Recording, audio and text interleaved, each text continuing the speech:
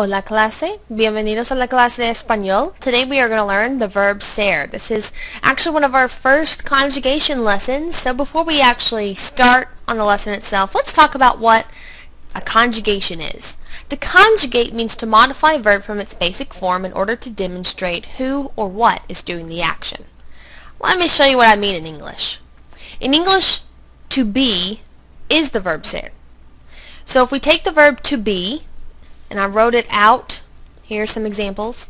If I conjugate the verb to be, you can see that these underlined words are very different. Alright, we changed the verb to be to match the subject. I am, you are, she is, we are, they are. And that's how you conjugate a verb. So in Spanish, when we learn to conjugate this verb, you first must know that ser is used to do two main things. We use the verb ser to identify people, like she is Marta, or I am a teacher, and to say where people are from, like she is from the United States. Once you've got that down, I think we're ready to learn these conjugations. Now, if you see this page here, I want you to write this down. So as I'm talking, please write these in your notes.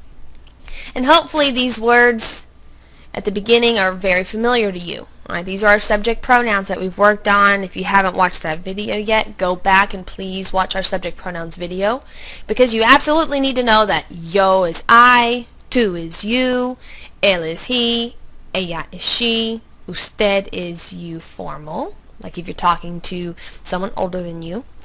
Nosotros is we, ellos and ellas both mean they, and ustedes means y'all. Now, this is the same setup we're going to have for every single verb we learn this year. Alright, you're always going to have 5 conjugations of verbs, and they're always going to be put in this order. So let's talk about that. The yo form always has its own conjugation. And the yo form of ser is soy. So yo soy is I am. Repitan, yo soy. The tú form always has its own conjugation as well. Tú eres is you are. Repitan, tú eres. Now the he, she, and you formal always share a conjugation. Alright, always, no matter what the verb. And es is how we conjugate ser to say he is, él es, she is, ella es, and usted es, which means you are, but it's formal. Alright, nosotros always has its own conjugation, so nosotros somos means we are. Repitan, nosotros somos.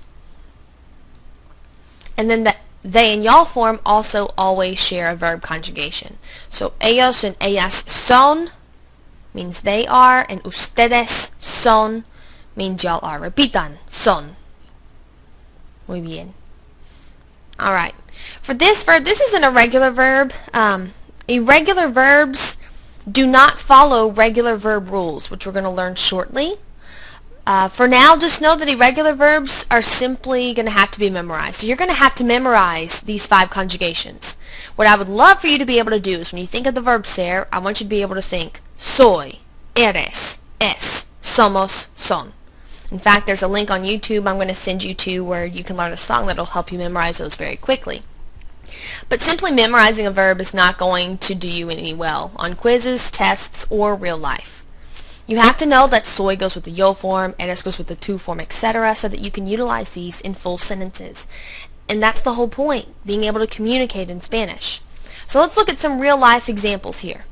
We have yo soy de Arkansas, I am from Arkansas. Tú eres Pablo, you are Pablo. Él es Enrique, he is Enrique. Ella es de Peru, she is from Peru.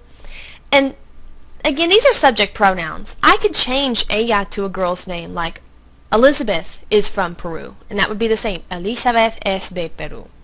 See, it works the same with either proper names or these subject pronouns. Usted es el principal, you are the principal, but that's a formal you. Marta y yo somos de los Estados Unidos, we are from the United States. Now technically that doesn't say we, does it? It doesn't say nosotros somos, but it says something that's pretty much the same. It says Marta and I. That shows we.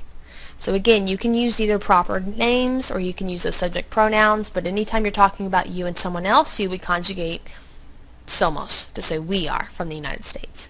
And then ustedes son maestras means y'all are teachers.